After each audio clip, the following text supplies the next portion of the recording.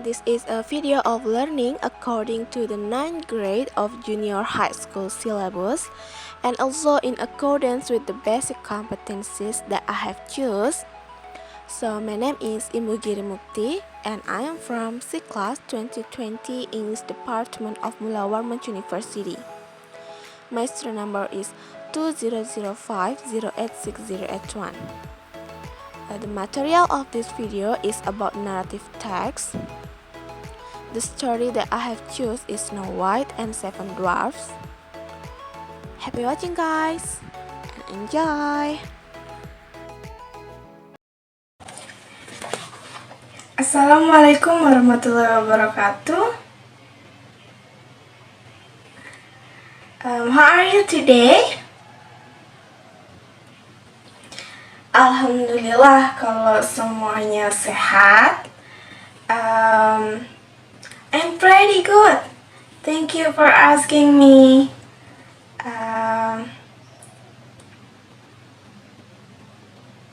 Siapa yang tidak hadir hari ini? Hadir semua? Alhamdulillah kalau semuanya hadir. Sebelum kita belajar, marilah kita berdoa bersama. Ketua kelas, silakan pimpin doanya.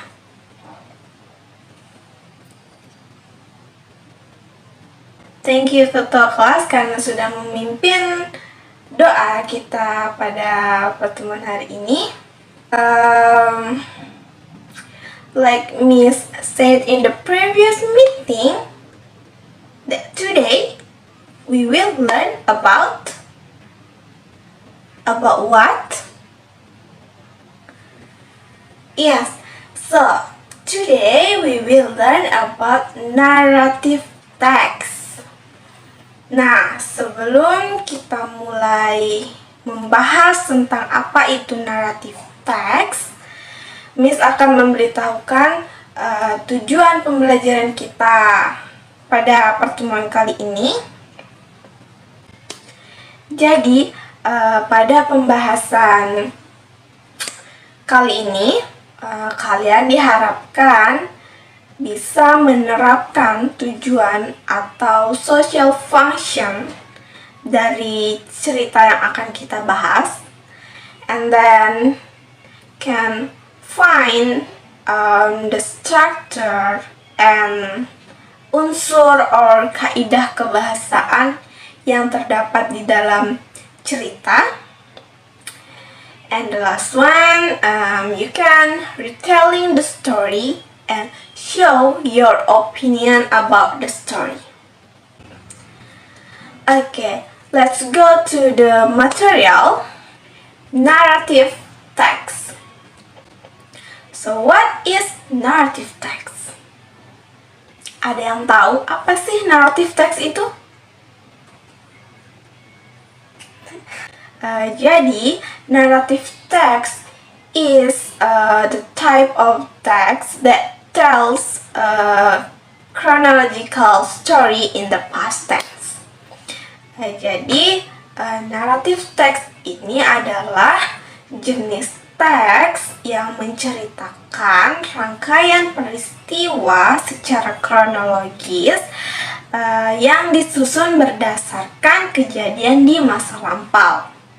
Dan biasanya naratif teks ini ceritanya tidak nyata, unreal. Tetapi ceritanya berdasarkan imajinasi atau khayalan dari si penulis atau si pengarang. Do you know that narrative text have many types? Kalian tahu nggak? Kalau narrative text itu punya banyak jenis. Kira-kira apa aja ya?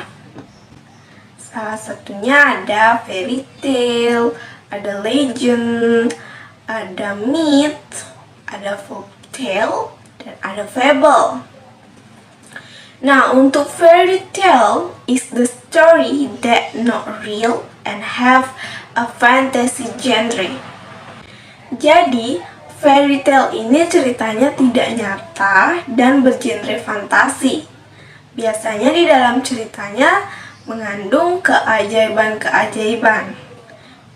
Contohnya, seperti cerita Snow White, Cinderella, Pinocchio, and Thumbelina. Nah, selanjutnya ada folktale.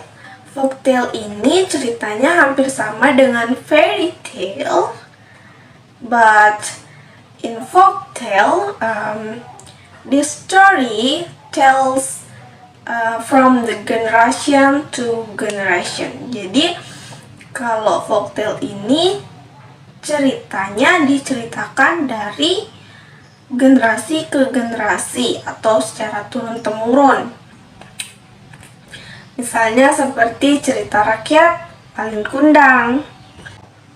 Selanjutnya ada legend.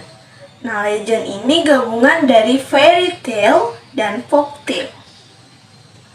Jadi dalam cerita legenda ini terdapat keajaiban-keajaiban dan ceritanya diceritakan secara turun-temurun dari generasi ke generasi. Contohnya adalah Story of Lake Toba atau cerita dari Danau Toba. Nah, ada juga fable. Nah, fable ini dunianya para hewan, the animal world. Jadi contohnya seperti kancil dan buaya, kelinci dan kura-kura. Ada lagi? Ya, singa dan tikus. Nah, yang terakhir ada myth. Nah, myth ini jenis cerita mitos. Dia antara ada dan tidak ada. Jadi kebenarannya ini masih belum pasti gitu. Contohnya cerita Nyi Roro Kidul.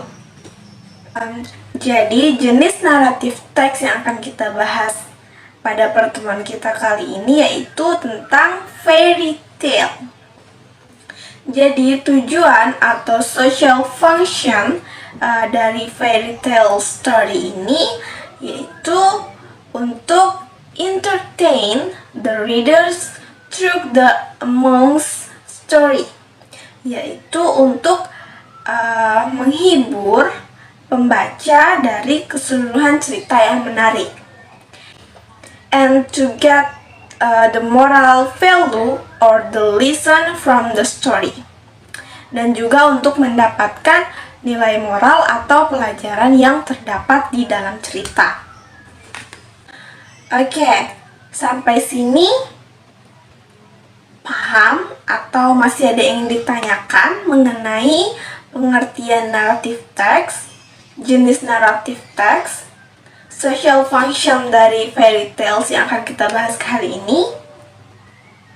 Sudah paham atau masih ada yang perlu ditanyakan?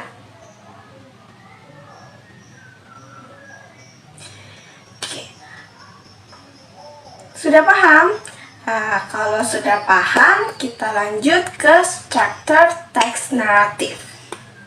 Jadi, structure text in fairy tale story or in narrative text ada 4. Yang pertama ada orientation, ada complication, ada resolution, and reorientation. Orientation. So this part introduce the main character and when and where the story happen. Jadi orientation merupakan bagian pembuka dari sebuah cerita teks narasi. Biasanya bagian ini mengenalkan karakter tokoh yang ada di dalam cerita, kemudian mengenalkan tentang latar terjadinya cerita yang meliputi latar tempat, waktu, suasana, dan keadaan sosial. Kemudian selain latar dan karakter, biasanya orientation ini juga mengenalkan tentang setting ceritanya. Nah, yang kedua ada complication. So this part shows that the main character got a problem. Jadi di bagian complication ini mulai menunjukkan adanya masalah yang dihadapi oleh main karakter dalam cerita. Kemudian di complication ini dibagi menjadi 3 bagian. Yang pertama ada rising action, ada climax, dan ada falling action.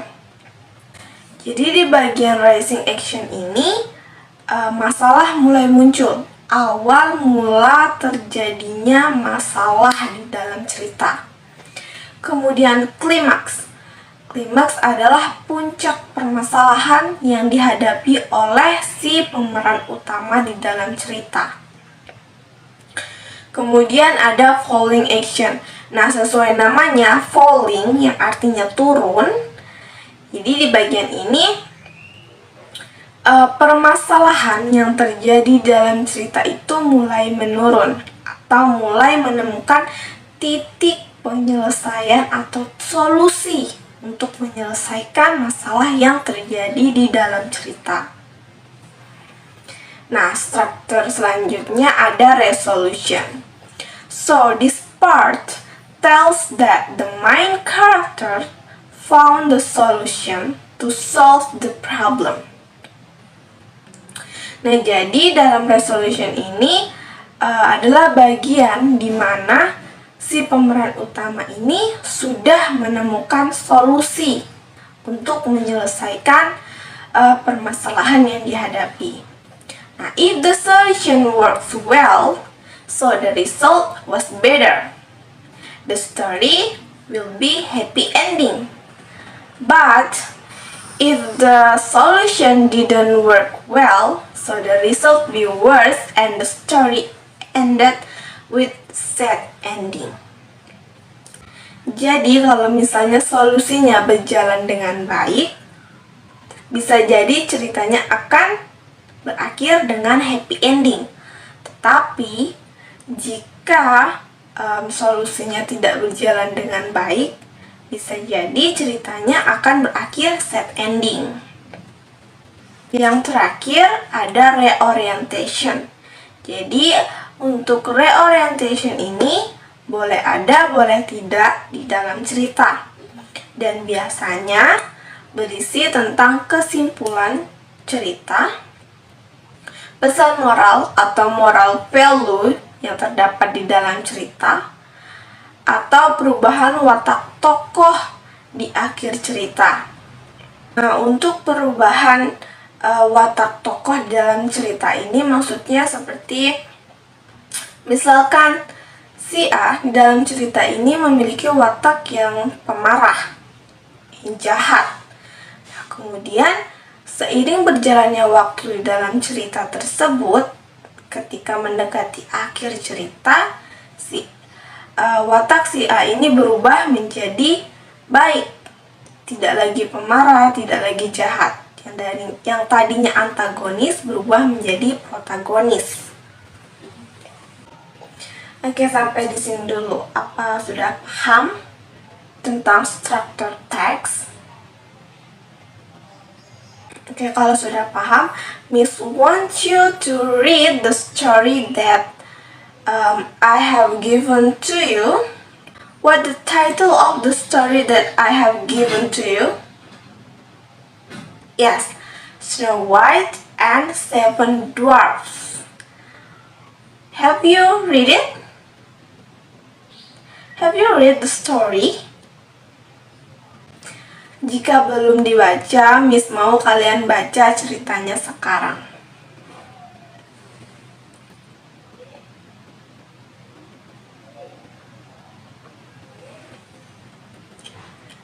Oke. Sudah dibaca?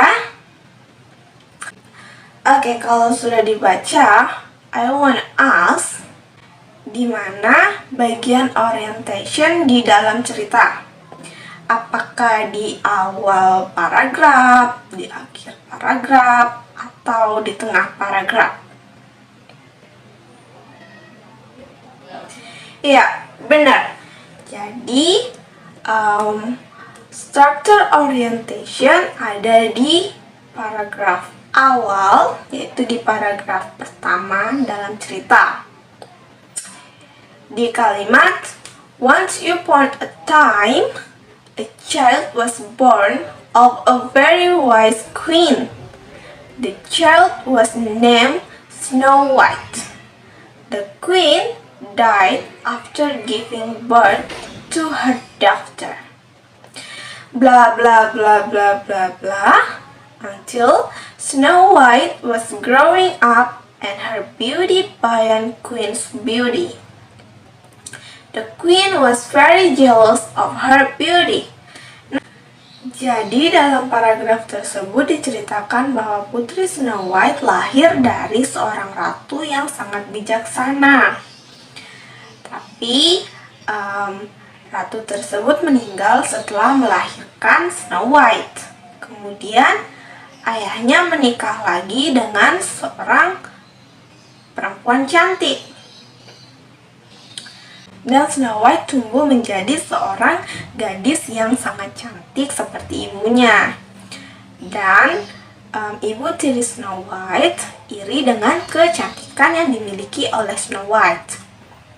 Oke, jadi untuk struktur complication-nya kira-kira ada di paragraf berapa? Tadi kan complication ada 3 bagian. Yang pertama ada rising action, climax, dan falling action. Nah, Miss mau tanya, kira-kira yang rising action-nya ada di paragraf berapa? Where is the part of rising actions in the story?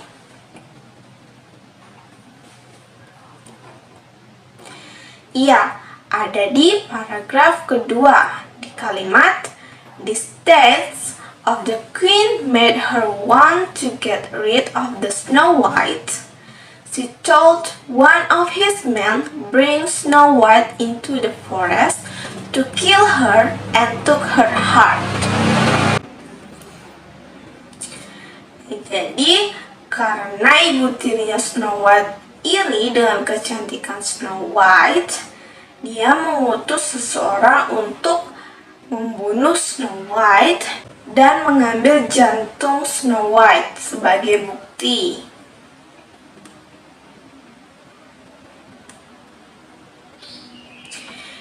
And then for the climax ada di paragraf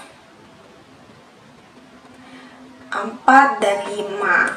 So for the climax is in the paragraph 4 and 5. Jadi di paragraf tersebut diceritakan bahwa sang ibu tiri sangat marah karena tahu bahwa Snow White ternyata belum meninggal. Jadi dia menyusun ulang rencana untuk membunuh Snow White.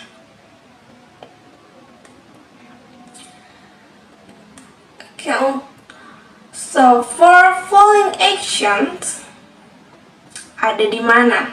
Ada di paragraf keberapa? Jadi untuk falling action-nya ada di paragraf ke-7. In the part when the 7 dwarfs come home, they were surprised to find Snow White was lying on the floor with an apple next to her. They were very sad to see the Snow Princess asleep. After that, the 7 dwarfs made a wonderful bed for Snow White. Oke, untuk resolutionnya ada di paragraf terakhir atau di paragraf 8. Di bagian the prince asks permission to the dwarfs to bring Snow White to the palace so she can be treated by the royal physician, but no one can wake her up. The prince finally gave up and kissed the Snow White because he loved her so much. Suddenly, the Snow White awoken. Actually, the cure of the poison that was given by the evil queen is the kiss of a man who loved her with all his heart. Jadi di paragraf tersebut bercerita tentang si pangeran ingin membawa Putri Snow White ke istananya. Tapi tidak ada seorang pun yang bisa membangunkan Putri Snow White. Jadi sang pangeran menyerah dan dia akhirnya mencium Putri Snow White karena dia sangat-sangat mencintai Putri Snow White. Dan tanpa diduga ternyata Putri Snow White bangun. Ternyata untuk mematahkan kutukan yang diberikan oleh si ibu tirinya Snow White ini, yaitu dengan ciuman dari seseorang yang mencintai Putri Snow White dari lubuk hati yang paling dalam. Nah, tadi kan sudah ada orientation, udah ada complication, dan sudah ada resolution. Yang terakhir nih, reorientation. Nah, tadi yang seperti dijelaskan, reorientation ini boleh ada, boleh tidak di dalam cerita. Nah, kira-kira menurut kalian di dalam cerita Snow White and Seven Dwarfs tersebut, apakah terdapat struktur reorientation atau tidak? Iya, ada. Di mana?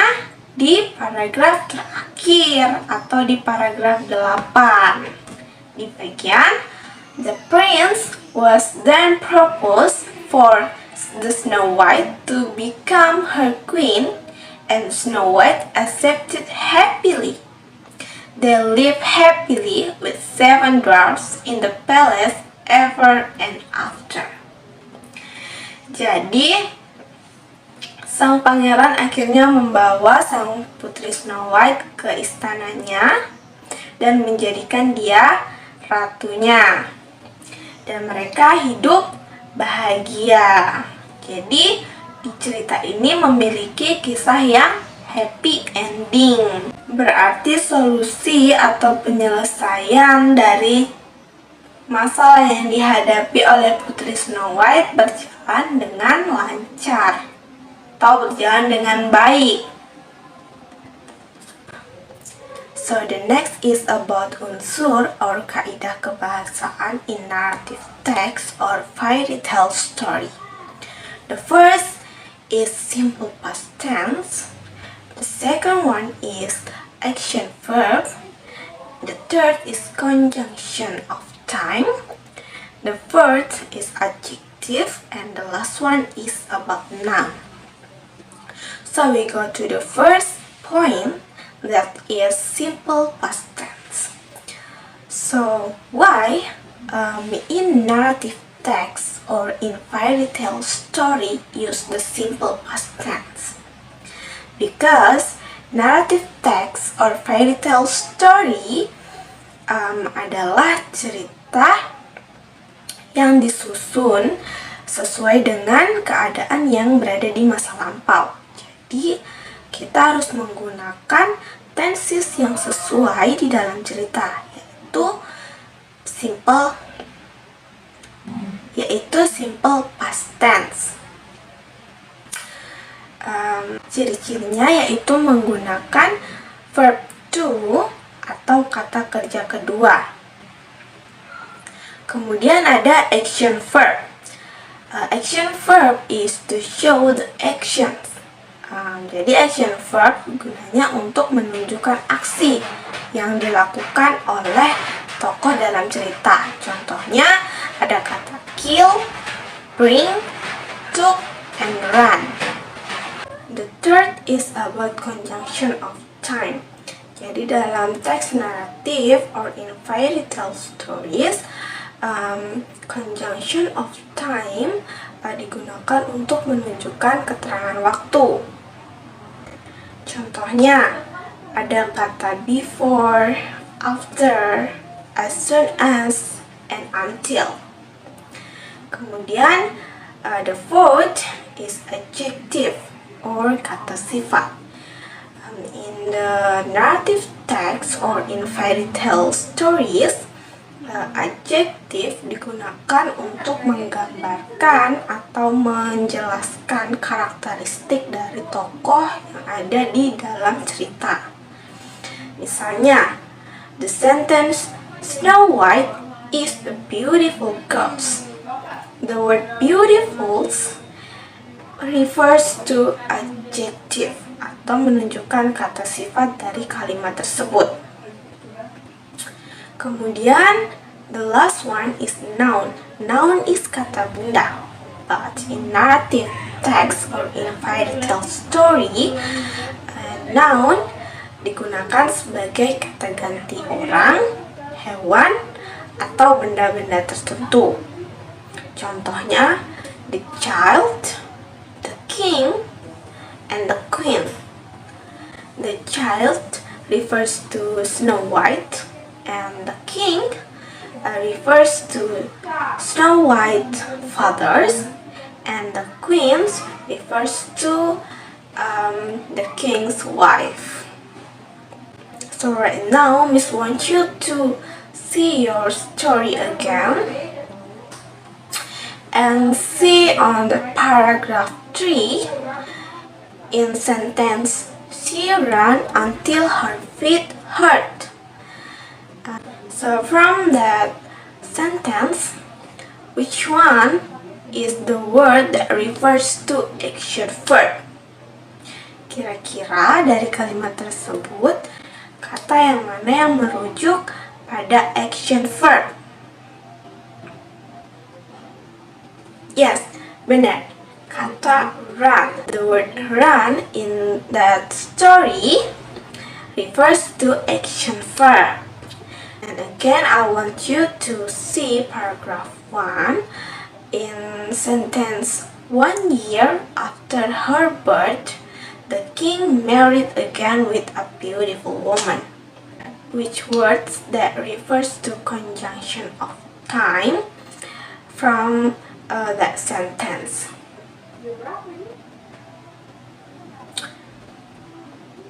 Yes, that's right.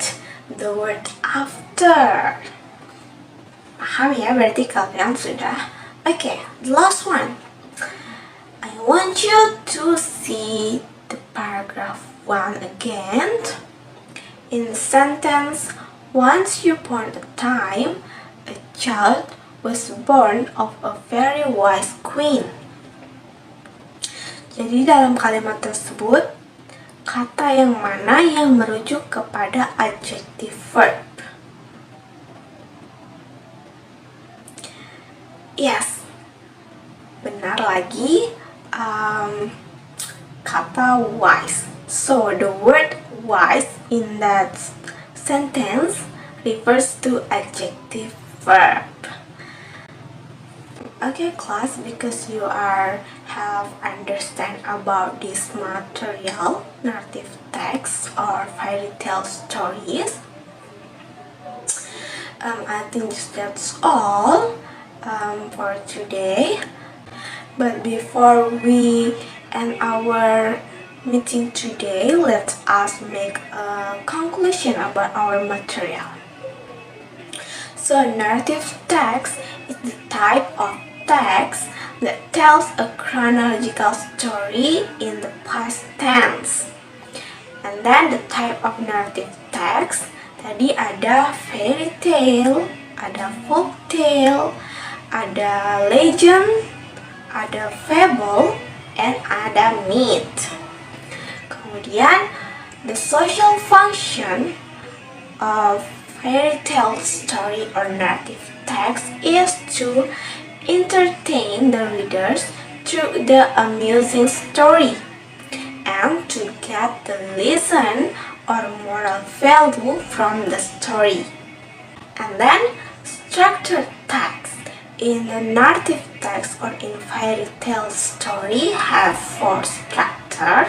First is orientation, and then complication, resolution, and reorientation. And for complication, dibagi lagi menjadi 3 bagian, yaitu rising action, climax, and falling action. And the last one is unsur or kaidah kebahasaan in narrative text or in fairy tale story. The first is simple past tense, and then action verb, and then conjunction of time, adjective, and the last one is noun. Oke, itu tadi kesimpulan dari materi kita pada hari ini. Untuk menguji pemahaman kalian, apakah kalian benar-benar paham, Miss akan memberikan homework untuk kalian. There are 10 questions, 2 question multiple choice, 3 question short answer, and 5 question essay. All for today, but before we end our material, let us pray together. Untuk ketua kelas, silakan pimpin doa.